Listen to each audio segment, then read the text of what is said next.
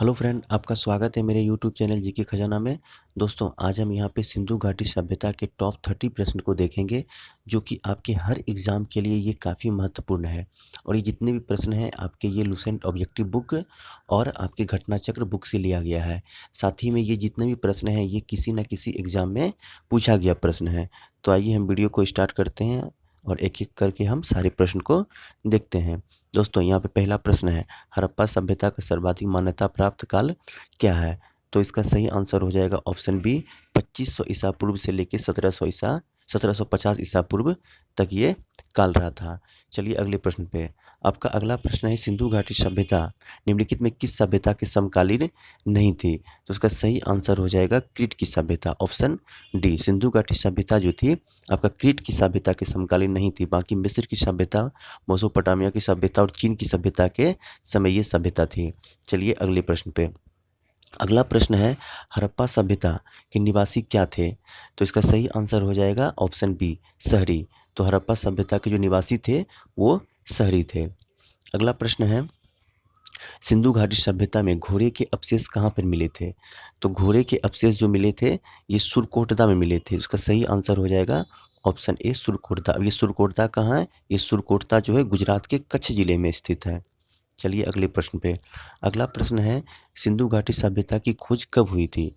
तो सिंधु घाटी सभ्यता की खोज जो 1921 ईस्वी में हुई थी। तो इसका सही आंसर हो जाएगा ऑप्शन ए।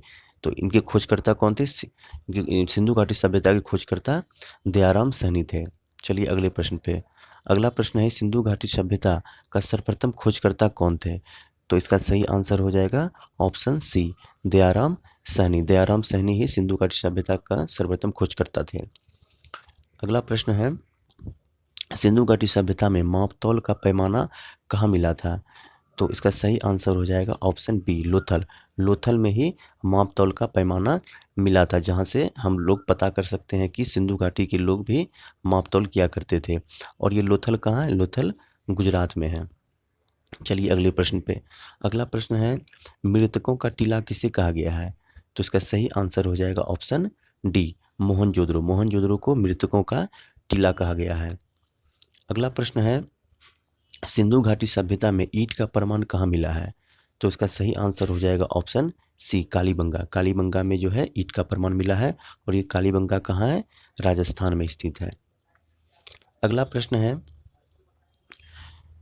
सिंधु घाटी में सिक्के पर किस देवता का चित्र पाया गया है? सिंधु घाटी में जो सिक्के मिले थे उस सिक्के पर किस देवता के चित्र पाए गए थे? तो इसका सही आंसर हो जाएगा ऑप्शन ए, शिव का। अगला प्रश्न है, सिंधु घाटी सभ्यता कहाँ तक विस्तृत थी? दोस्तों, ये प्रश्न काफ़ी महत्वपूर्ण है और ये एग्जाम में अक्सर पूछा जाता है। तो इसका सही आंसर हो जाएगा ऑप्शन डी, सिंधु घाटी सभ्यता जो है पंजाब, राजस्थान, गुजरात, उत्तर प्रदेश, हरियाणा, सिंध और बलूचिस्तान तक विस्तृत था।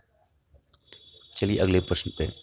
अगला प्रश्न है, हड़प्पा सभ्यता का संपूर्ण क्षेत्रफल का आकार किस प्रकार का था? तो इसका सही आंसर हो जाएगा ऑप्शन बी, त्रिभुजाकार। हड़प्पा सभ्यता का जो क्षेत्रफल का आकार था वो त्रिभुजाकार था। चलिए अगले प्रश्न पे। अगला प्रश्न है, मोहनजोदड़ो कहाँ स्थित है? तो इसका सही आंसर हो जाएगा ऑप्शन डी, सिंधु। सिंधु में जो है मोहनजोदड़ो स्थित है। 14वां प्रश्न है आपका, हड़प्पा कालीन स्थल लोथल कहाँ पे स्थित है? तो मैंने पीछे आपको बताया था, इसका सही आंसर हो जाएगा option D, option C, Gujarat. Gujarat, Lothal Gujarat में स्थित है। आपका अगला प्रश्न है, हड़प्पा कालीन स्थल सुरकोटदा कहाँ पे स्थित है? तो इसका सही आंसर हो जाएगा और गुजरात है। तो सुरकोटदा जो आपका गुजरात में स्थित है और यहीं पे घोड़े के अवशेष मिले थे। अगला प्रश्न है, हड़प्पा कालीन स्थल बनावली कहाँ स्थित है? तो इसका सही आंसर हो जाएगा हरियाणा। हरियाणा में ही बनावली स्थित है। अगला प्रश्न है, हड़प्पा कालीन स्थल धौलावीरा कहाँ पे स्थित है? तो इसका सही आंसर हो जाएगा ऑप्शन ए, गुजरात। गुजरात में ही धौलावीरा स्थित है। अगला प्रश्न है, हड़प्पा कालीन स्थल रोपर कहाँ पे स्थित है? तो इसका सही आंसर हो जाएगा पंजाब। पंजाब में रोपर स्थित है। चलिए नेक्स्ट क्वेश्चन पे। नेक्स्ट क्वेश्चन है, मोहनजोदड़ो के खोजकर्ता कौन थे? तो इसका सही आंसर हो जाएगा ऑप्शन बी, राखल दास बनर्जी। इनके द्वारा 1922 ईस्वी में मोहनजोदड़ो की खोज की गई थी। अगला प्रश्न है, कौन सा सिंधु स्थल समुद्र तट पर स्थित नहीं था? तो इसका सही आंसर हो जाएगा ऑप्शन डी, कोटदीजी। कोटदीजी, बाकी ये तीनों समुद्र तट के किनारे स्थित था। चलिए अगले प्रश्न पे।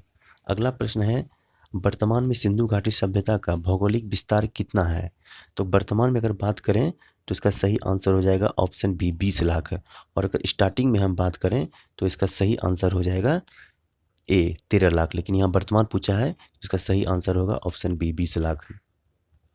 अगला प्रश्न है, आज़ादी के बाद सिंधु घाटी सभ्यता का सर्वाधिक खुदाई किस राज्य में हुई थी? इसका सही आंसर हो जाएगा ऑप्शन सी गुजरात। गुजरात में ही आज़ादी के बाद यहाँ पे 80% खुदाई जो है गुजरात के अंदर की गई थी। अगला प्रश्न है, कौन सा हड़प्पा स्थल 3 भागों में बटा था? तो इसका सही आंसर हो जाएगा ऑप्शन बी धौलावीरा। धौलावीरा जो है 3 भागों में बटा था। अगला प्रश्न है, हड़प्पा के लोगों को कुल कितने प्रकार की फसल का ज्ञान था? तो इसका सही आंसर हो जाएगा ऑप्शन बी 9 फसल का यहाँ पे ज्ञान था हड़प्पा वासी को। अगला प्रश्न है, खेल के लिए स्टेडियम का प्रमाण कहाँ मिलता है? तो इसका सही आंसर हो जाएगा धौलावीरा। धौलावीरा में ही जो है खेल का स्टेडियम का प्रमाण मिला है।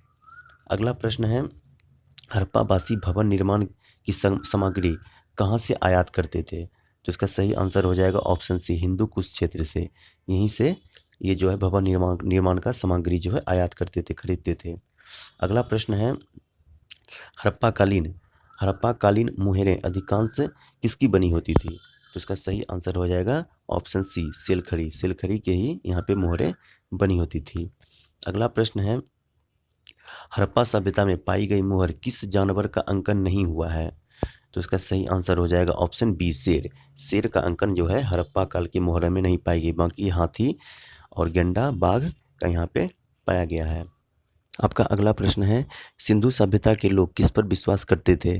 तो इसका सही आंसर हो जाएगा ऑप्शन सी मातृशक्ति पर। अब अगला प्रश्न है, कौन सी फसल हड़प्पाकालीन लोगों के द्वारा उत्पादित नहीं की जाती थी?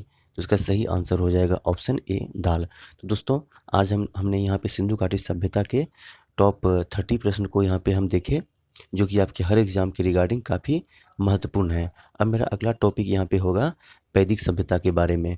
वैदिक सभ्यता में जितने भी महत्वपूर्ण प्रश्न होंगे सारे के MCQ हम लेके आएंगे। दोस्तों अगर मेरा वीडियो आपको अच्छा लगा हो तो कृपया लाइक करें, शेयर करें और हमारे चैनल को सब्सक्राइब करें। धन्यवाद।